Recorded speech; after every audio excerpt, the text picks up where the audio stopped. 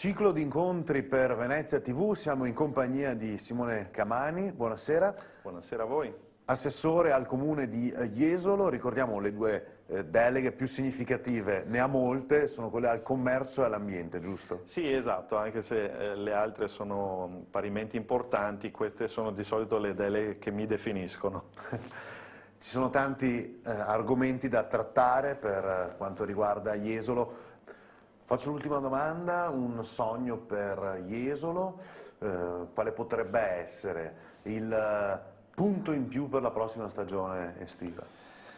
Beh, il punto in più direi che non è necessario. Mi piacerebbe da cittadino prima di tutto, perché ormai mi avvio davvero alla fine di questo mandato e non sarò più amministratore, mi piacerebbe non avere un punto in più, avere quel punto che io identifico nell'ospedale civile di Jesolo, non averlo in meno, nel senso che stiamo vivendo un rischio a Jesolo che il nostro ospedale possa chiudere i battenti. Ecco, non chiedo un punto in più, chiedo che rimanga l'ospedale così com'è e chiedo che quindi non solo dia risposta ai nostri cittadini residenti quando malauguratamente hanno bisogno di rivolgersi alla struttura ospedaliera, ma anche ai turisti, che sono milioni che vengono a trovarci e che sapendo che c'è un presidio ospedaliero vengono più volentieri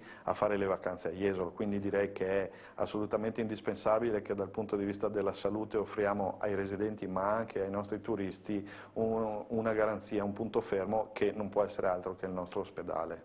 Allora, con questo appello per salvare l'ospedale, che già c'è e funziona, salutiamo e ringraziamo l'assessore Camani del Comune Jesolo. Grazie a voi, a presto.